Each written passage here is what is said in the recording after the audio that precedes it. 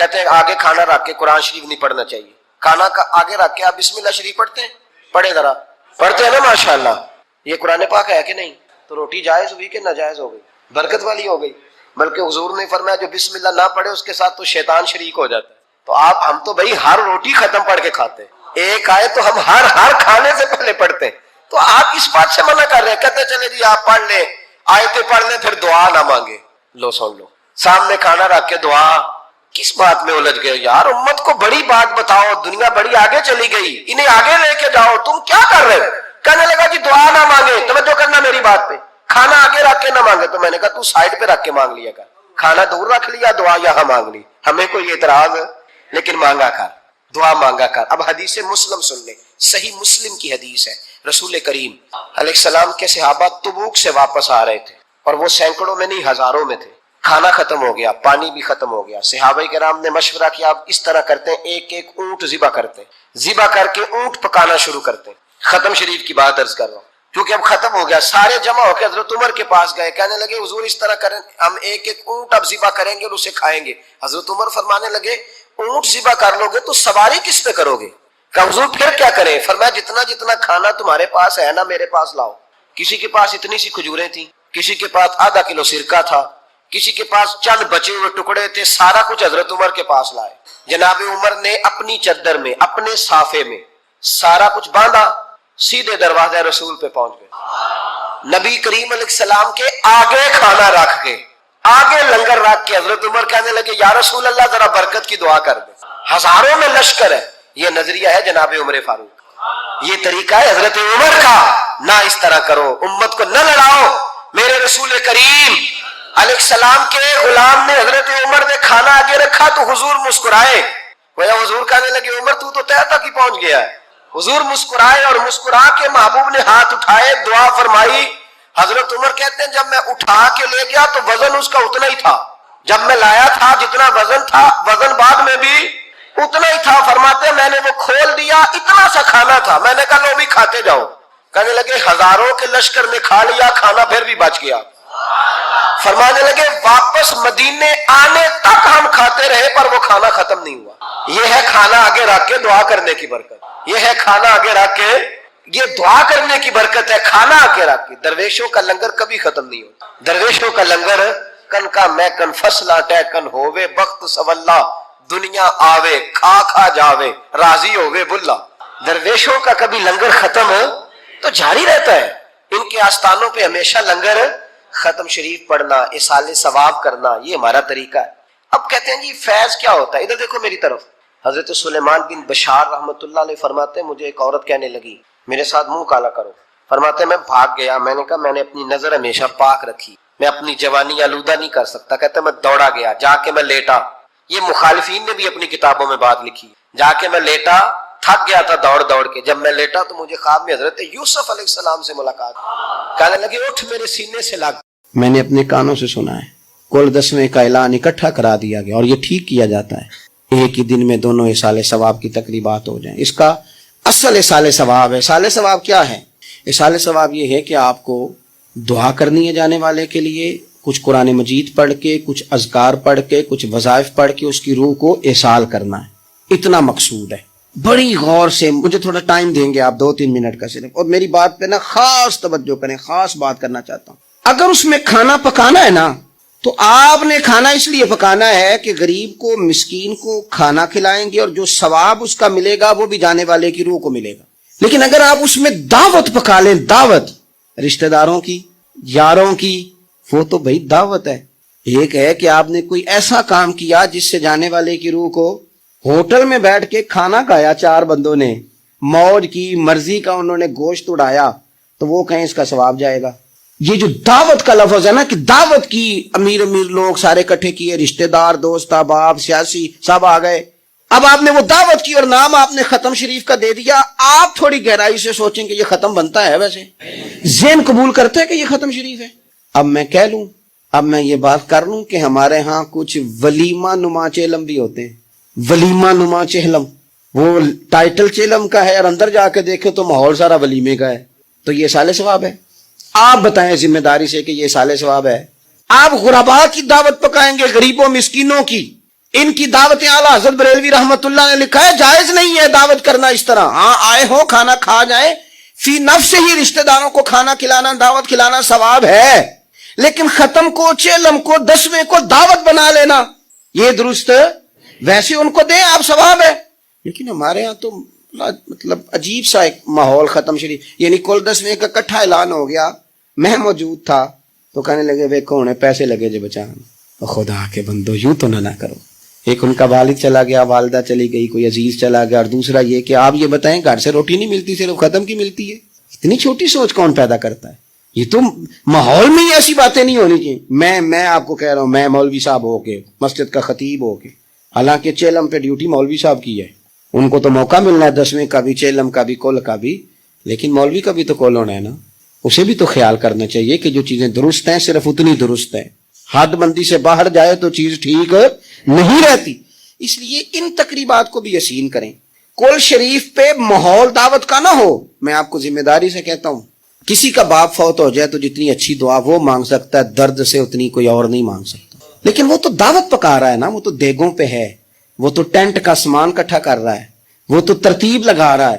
اور میں ذمہ داری سے کہتا ہوں, کل سے پہلے 10ویں کے بعد چیلم کے بعد بیٹوں کی لڑائی ہوتی ہے کہ خرچہ زیادہ آیا, تم حصہ نہیں پورا دے رہے, یہ سال ثواب ہے. تیرے تمہیں 25,000 ہے, تیرے تمہیں 30,000 ہے, یہ سال ثواب ہے.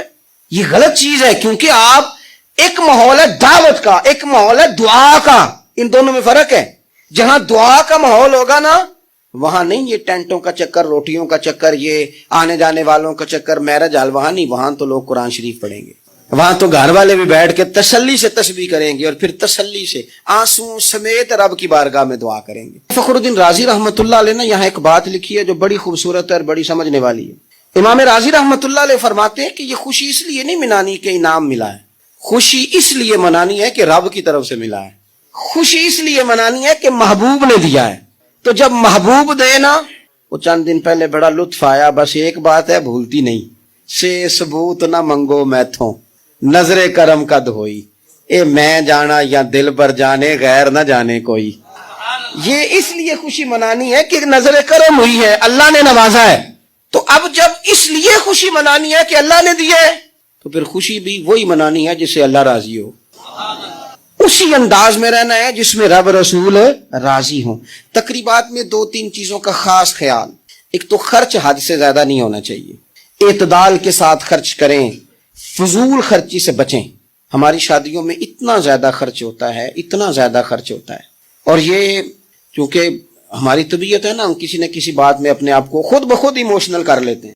مجید میں اللہ تبارک و تعالیٰ نے ارشاد فرمایا, جب اہل مکہ نبی پاک صلی اللہ علیہ وسلم سے یہ کہا کرتے تھے کہ آپ تو معاذ اللہ گھڑ کے آیات لاتے ہیں, تو رب کریم نے فرمایا کہ اے محبوب آپ ان سے فرما دیں کہ اگر انہیں اس میں کوئی شک ہو جو ہم نے اپنے بندہ خاص پہ نازل کیا ہے, تو ان کا یہ خیال ہے کہ گھڑ کے لاتے ہیں, تو یہ بھی تو عربی ہے نا, فصاحت و بلاغت یہ بھی جانتے ہیں, تو آپ ان سے کہیں کہ ایک سورت قرآن مجید کی طرح کی ایک سورت لا کے دکھاؤ.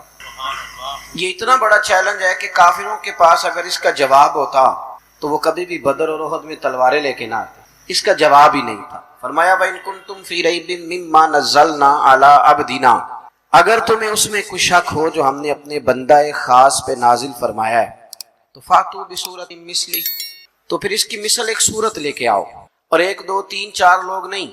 فرمایا وَادْعُوا شُهَدَاءَكُم مِّن دُونِ اللَّهِ, اللہ اور اللہ والوں کو چھوڑ کر, توجہ ہے میری بات پر, اللہ اور اللہ والوں کو چھوڑ کر جتنے تمہارے حمایتی ہیں وہ سارے جمع کر لو, سارے جمع ہو جاؤ, اور قرآن مجید کے مقابلے کی ایک سورت لے کے آؤ, ایک سورت. اور فرمایا لے آؤ ان کنتم صادقین, اگر تم سچے ہو. اور پھر قرآن مجید نے اگلی آیت میں خود ہی جواب دے دیا. فرمایا فَإِن لَمْ تَفْعَلُوا, اگر تم نہ لا سکے, میری طرف دیکھیے گا جی, فرمایا اگر تم نہ لا سکے, وَلَن تَفْعَلُوا, اور تم ہرگز لا بھی نہیں سکتے, اگر تم نہ لا سکے اور تم لا سکتے بھی, تو فَاتَّقُوا النَّارَ الَّتِي وَقُودُهَا النَّاسُ وَالْحِجَارَةُ, تو پھر اس آگ سے ڈر جاؤ جس کا ایندھن آدمی اور پتھر ہے. پھر باز آ, پھر قرآن مجید کی مخالفت کرنا چھوڑ دو. قرآن مجید فرقان حمید اللہ تبارک و تعالیٰ کی لا ریب اور بے عیب کتاب ہے. قرآن مجید ایک مکمل دستور حیات ہے. قرآن پاک انسان کے باطن کی حفاظت فرماتا ہے. قرآن پاک انسان کو استقامت کا درس دیتا ہے. یہ ہماری درسی کتابیں ہیں نا, توجہ ہے نا میری بات پر. اللہ آپ کو جزائے خیر دے. میں چھیتی ٹور جانا جے میرے ال تکو بڑی مہربانی. آپ اس طرح دائیں بائیں دیکھیں گے تو میں تو تیار بیٹھا ہوں, بڑی جلدی چلا جاؤں گا. اللہ آپ کو جزائے خیر دے, تھوڑا موقع دیں, آپ سے بات کر رہا ہوں. اللہ تعالیٰ آپ کو برکتیں عطا فرمائے. میرے عزیز دوست, قرآن مجید فرقان حمید وہ نصاب زندگی ہے جو مکمل دستور حیات عطا کرتا ہے. آپ کو پتہ ہے کہ ہمارا جو اسکولوں اور کالجوں کا نصاب ہوتا ہے نا, وہ پورا بورڈ بیٹھ کے بناتا ہے, 2 4 5 لوگ نہیں وہ بناتے. ہم اس نصاب کے قائل ہیں اور ہم سمجھتے ہیں کہ جدید تعلیم جو ہے اس کو اگر اس نیت سے پڑھا جائے کہ ہم جدت پیدا کر کے جدید لوگوں کو دین کے قریب کریں گے تو وہ کوئی بری بات نہیں.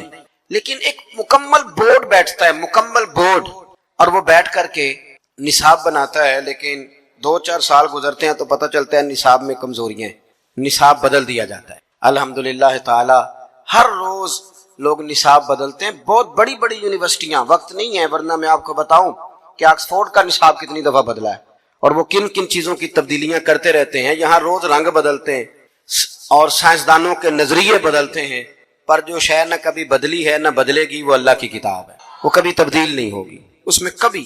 یہ الگ بات ہے کہ قرآن مجید فرقان حمید کی تعلیم پر وہ توجہ نہیں دی جاتی جو دی جانی چاہیے.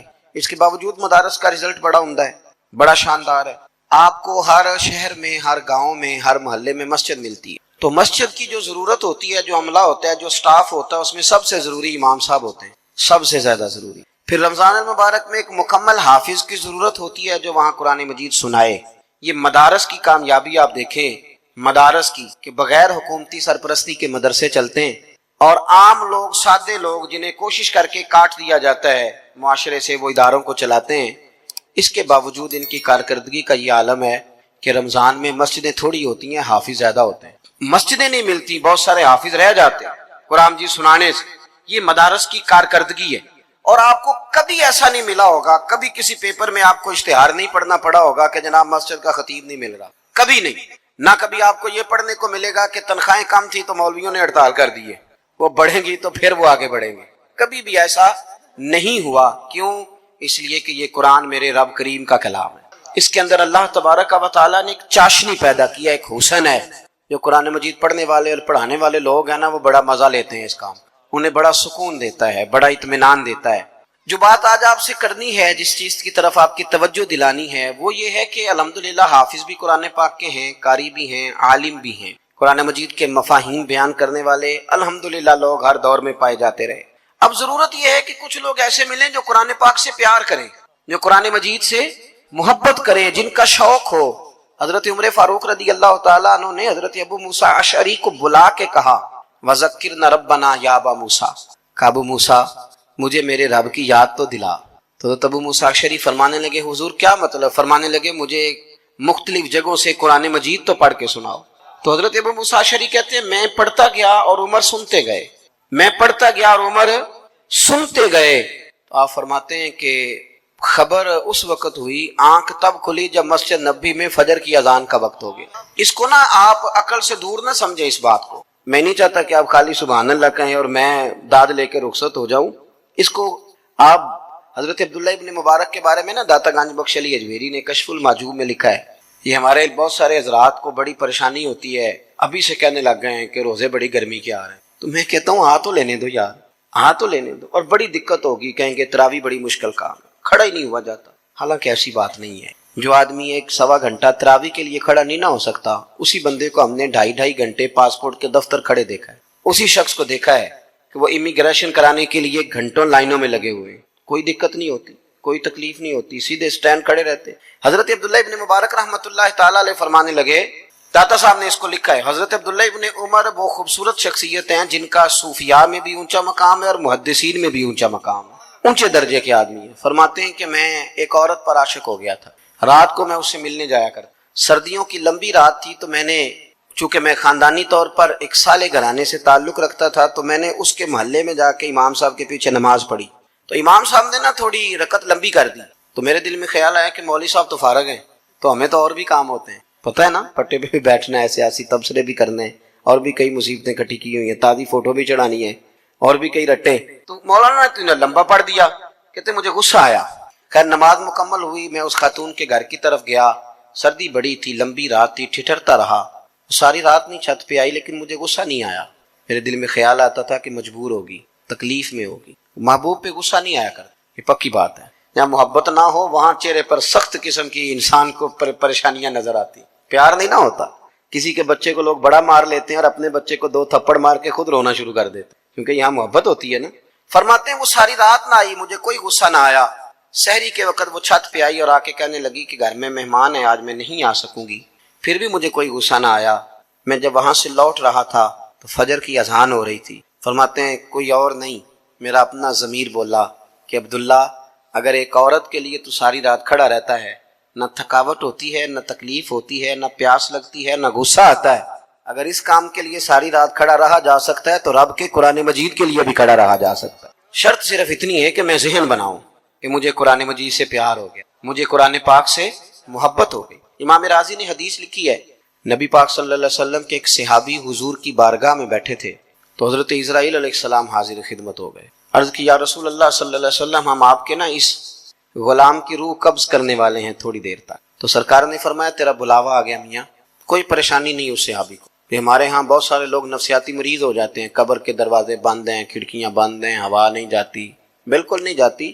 اس کے لیے جس نے قبر کو کبھی یاد ہی نہیں کیا, جو سارا دن بندہ ہی راضی کرتا رہا, کسی کا ولیمہ, کسی کا جنازہ, کسی کو فاتحہ, فقط اللہ کے لیے نہیں بندوں کے لیے سارا دن یہی کام کرتا رہا, تو قبر میں اندھیرا تو نظر آئے گا.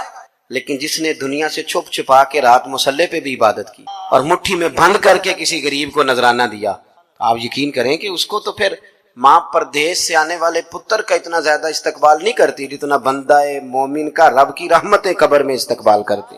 اور حضور نے فرمایا, سنیں جی, حضور نے فرمایا قبر المومن روضۃ من ریاض الجنہ, کھڈا تو کسی اور کے لیے ہے, فرمایا مومن کی قبر جنت کے باغوں میں سے باغ ہوتی ہے. مومن کی قبر جنت کے باغوں میں سے. میری بات کی سمجھ آ رہی ہے آپ حضرات کو؟ تو قرآن مجید کے ساتھ جب دلچسپی ہوتی ہے, جب ذوق ہوتا ہے, امام راضی نے لکھا ہے کہ نبی پاک صلی اللہ تعالی علیہ وآلہ وسلم نے اپنے صحابی سے فرمایا بھائی تھوڑی دیر کے بعد تیری روح قبض ہو جائے. ان کو کوئی پریشانی نہیں, بڑے مطمئن رہے, بڑے مطمئن. مٹی دیں تے مٹی رہنا ہی, ایویں کا دی بلے بلے, اج مٹی دے اوتے بندے آتے کل مٹی دے تھلے. وہ مطمئن ہیں, وہ تیار بیٹھے, بالکل تیار. ہلکی سی بات عرض کی یا رسول اللہ صلی اللہ علیہ وسلم وقت آ گیا ہے, بس آپ مجھے وہ کام بتائیں جو میں کرتا ہوا دنیا سے جاؤں تو رب قریب میرے لیے جنت کا فیصلہ فرما دے. یہ آپ بتا دیں. نہ دوڑ کے گھر گئے, نہ کوئی وصیت لکھنے گئے, وہیں بیٹھے, حضور حکم کر دے کیا کروں. تو نبی پاک صلی اللہ تعالی علیہ وسلم نے فرمایا جا قرآن کے صفحے اٹھا کے لا, تو بیٹھ کے پڑھ اور میں تجھے پڑھاتا ہوں. فرمایا قرآن مجید سیکھتا سکھاتا دنیا سے جا, رب بغیر حساب کتاب جنت عطا فرمائے گا. آپ یقین کریں نوجوان زندگی بتا لیتے ہیں لیکن مسلمان ہوتے ہیں نا, اندر ایمان تو ہوتا ہے, تو پھر جب آنکھ کھلتی ہے تو کہتے ہیں دل کرتا ہے, طبیعت چاہتی ہے قرآن پاک اگر انہیں وقت پہ سکھا دیا جائے, ان کی توجہ کرا دی جائے, ان کا پیار ڈالا جائے. جب ہماری طبیعت ہوتی ہے نا لیکچر دینے کو, تو پھر ہم گھر کے اندر آ کے لیکچر بچوں پہ ہم کہتے ہیں تم نماز نہیں پڑھتے اس لیے میری روزی میں برکت کوئی, تم سویرے قرآن مجید نہیں کھولتے تو ساری بے برکتی. ہمارا پروگرام بن جاتا ہے نا, لیکچر دینے شروع ہو جاتے ہیں. حالانکہ اس طرح نہیں بچے قرآن مجید کے, اس طرح تھوڑی نماز پڑھیں. بہترین طریقہ یہ ہے کہ آپ مصلی بچھا لیں گھر. نبی پاک علیہ السلام نے فرمایا کچھ نفل گھر میں بھی پڑھا کرو, اپنے گھر کو قبرستان نہ بنا لینا. یہ مشکات میں موجود. سرکار کے گھر کا دروازہ مسجد میں کھلتا تھا, لیکن حضرت عائشہ صدیقہ فرماتی ہیں پھر بھی تہجد کی نماز اللہ کے رسول صلی اللہ علیہ وسلم اپنے گھر کے اندر ادا فرماتے اور ساری رات کھڑے رہتے. حضرت علی المرتضیٰ نے بھلا کلمہ کیسے پڑھا؟ حضرت علی المرتضیٰ فرماتے ہیں مجھے کوئی سرکار نے تبلیغ نہیں فرمائی, کوئی اسپیشل بات نہیں ہوئی. میں تو گھر آیا تھا تو حضور صلی اللہ علیہ وسلم اور سیدہ خدیجہ نماز پڑھ رہے, تو مجھے نماز کا طریقہ بڑا بھلا لگا, بڑا خوبصورت لگا. تو میں نے پوچھ لیا حضور یہ کون سا طریقہ ہے؟ تو سرکار فرمانے لگے یہ اس رب کی عبادت کرنے کا طریقہ ہے جس کا میں رسول بن کے آیا ہوں. تو آپ فرماتے ہیں میں نے کہا میں نے بھی سیکھا. آپ مصلی بچھائیں, آپ کا جو 2 سال کا بچہ جسے بولنا نہیں آتا وہ بھی آپ کے ساتھ آ کے سجدے میں لیٹ جائے گا, لیکن شرط یہ ہے کہ آپ کام کریں. قرآن مجید کی ترویج کیسے ہوگی؟ سویرے جب اماں قرآن شریف کھولتی ہے نا تو 2 سال کی بیٹی بھی سکارف لے کے آ جاتی.